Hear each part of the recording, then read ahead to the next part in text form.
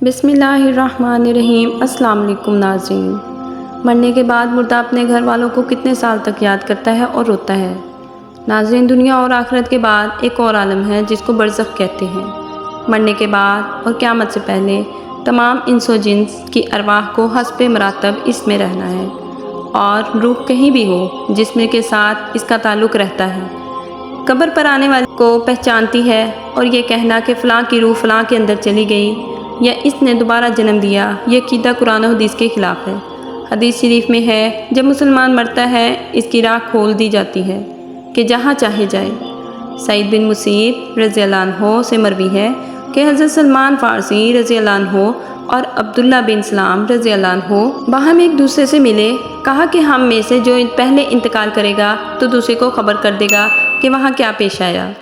कहा, क्या ज़िंदा और मुर्दे भी मिलते हैं? फरमाया, जी हाँ। मुसलमान की रूह जन्नत में होती हैं, इन्हें इख्तियार होता है जहाँ चाहे जाएं।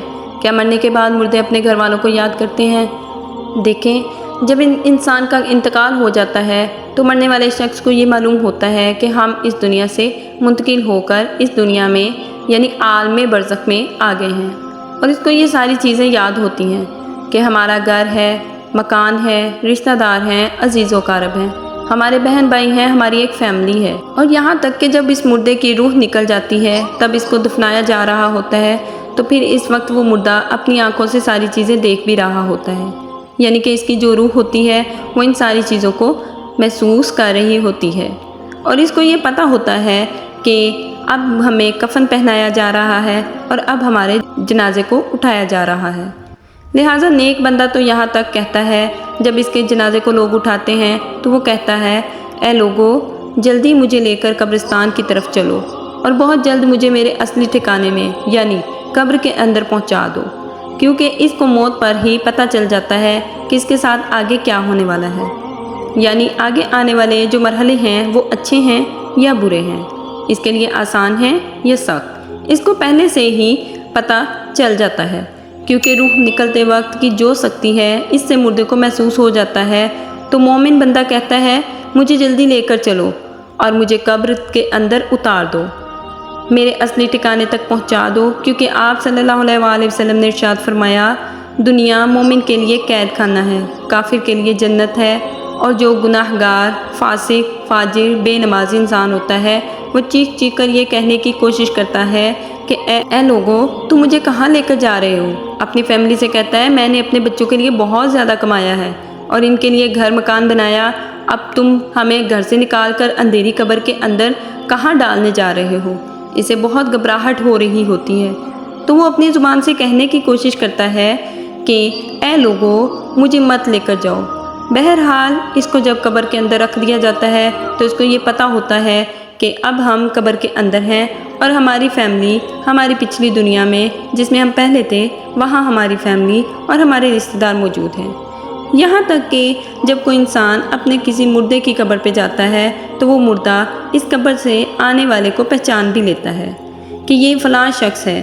अगर बाप कब्र के अंदर है तो वो पहचान लेता है कि हमारी कब्र पे ये हमारा बेटा है, हमारा भाई है, हमारा रिश्तेदार है। लेकिन वो अगर कब्र में अपने गुनाहों की वजह से सज़ाएं भुगत रहा है तो फिर पहचान कर भी इसकी कोई तवज्जो और ध्यान इसकी तरफ नहीं होता। आप कब्र पर जाते हैं तो कहते हैं, क्या कहते हैं? कहते हैं, अस्सलामु अलैकुम या अहलल कबूर, ए कब्र वालों, तुम पर सलामती हो। इससे मुराद मुर्दा वो फरिश्ते हैं जो कब्र के अंदर हैं। आका अलैहिस्सलाम ने फरमाया, बुखारी की हदीस है, जब कोई शख्स अपने किसी मरहूम के लिए यानी अपने मुर्दे के लिए साले सवाब करता है तो इसके लिए वो तोहफ़ा बनाकर इसको पेश किया जाता है तो वो बड़ा खुश होता है और इसको ऐसी खुशी मिलती है इस वक्त इससे पहली ऐसी खुशी से कभी नहीं मिलती। जब कोई बंदा किसी के साले सवाब करता है तो इस वक्त इसको खुशी मिलती है तो बहुत ज़्यादा खुश होता है। तो बहरहाल वो अपने घर वालों को याद करता है। जो गुनाहगार बंदा होता है इसे ये दुनिया बहुत याद आती है कि हम बहुत ऐश की ज़िंदगी में थे, क्योंकि इसके लिए वो जन्नत थी, गुनाहगार के लिए तो वो बड़ा ऐश थी। वो सोचता है कि हमारी जो ज़िंदगी थी दुनिया वाली वो इस ज़िंदगी को बहुत याद करता है।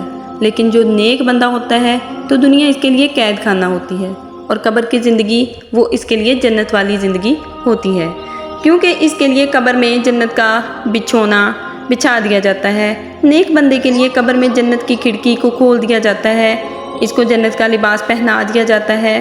جنت کی خوشبوئیں قبر کے اندر محسوس کرتا ہے۔ جو نیک مردہ ہوتا ہے وہ بڑی راحتوں میں ہوتا ہے، تو اس کے بعد اس کو دنیا کی کسی طرح کی کوئی پرواہ، کوئی فکر، کوئی پریشانی نہیں ہوتی۔ اب وہ اپنی اس زندگی میں ہوتا ہے جس میں اس کا اصلی ٹھکانہ ہے، تو وہ اس میں خوش رہتا ہے۔ جو اصل چیز ہے وہ عمل ہے۔ عمل پر یہ ساری چیزیں ہیں۔ اگر انسان کے اعمال اچھے ہیں تو موت سے اچھا کچھ بھی نہیں، اور اگر انسان کے اعمال برے ہیں تو موت سے برا اس کے لیے پیغام کوئی بھی نہیں۔ قرآن مجید میں اللہ تعالیٰ کا ارشاد ہے، جس کا ترجمہ درج ذیل ہے، تم اپنے رب سے گڑ گڑا کر اور آہستہ دونوں طریقوں سے دعا کیا کرو، بے شک وہ حد سے بڑھنے والوں کو پسند نہیں کرتا۔ رسول اکرم صلی اللہ علیہ وآلہ وسلم کا ارشاد ہے، جس مسلمان میت کی نماز جنازہ 40 نمازی ادا کریں جو اللہ کے ساتھ کسی کو شریک نہیں ٹھہراتے، تو اللہ تعالیٰ اس میت کے حق میں ان کی سفارش کو ضرور قبول فرماتا ہے۔ دوسری روایت میں آپ صلی اللہ علیہ وآلہ وسلم کا ارشاد ہے کہ جس میت کی نماز جنازہ امت مسلمہ کے 100 افراد ادا کر کے اس کی شفاعت کرتے ہیں تو ان کی سفارش اس میت کے حق میں قبول کی جاتی ہے۔ امام بن قیم رضی اللہ عنہ فرماتے ہیں، نماز جنازہ کا مقصد میت کے لیے دعا ہے، قبر کے پاس کھڑے ہو کر دعا کرنا اور طلب مغفرت کرنا۔ حضرت عبداللہ بن رضی اللہ عنہ کی روایت ہے کہ رسول اکرم صلی اللہ علیہ وآلہ وسلم میت کو قبر میں رکھتے تو فرماتے، جس کا ترجمہ یہ ہے، اللہ تعالیٰ کے نام سے اور رسول صلی اللہ علیہ وآلہ وسلم کے طریقے پر۔ نیز حضرت عثمان بن عفان رضی اللہ عنہ کی روایت ہے، وہ کہتے ہیں کہ جب رسول اکرم صلی اللہ علیہ وآلہ وسلم میت کی تدفین سے فارغ ہوتے تو قبر پر کھڑے ہو کر فرماتے، اپنے بھائی کے لیے مغفرت کی طلب کرو اور ثابت قدمی مانگو، اس لیے کہ اسے اب بھی سے سوال کیا جائے گا۔ تو اللہ رب العالمین کی بارگاہ میں دعا ہے، اللہ تبارک و تعالیٰ تمام لوگوں کو خوب اچھے اور نیک اعمال کرنے کی توفیق فرمائے، آمین یا رب العالمین۔ ناظرین، اگر آپ کو ہماری ویڈیو پسند آئے تو اس کو لائک اور شیئر کرنا نہ بھولیے گا۔ اگر آپ ہمارے چینل پر نئے ہیں تو اس چینل کو سبسکرائب کرنا نہ بھولیے گا۔ اللہ نگہبان، اللہ حافظ۔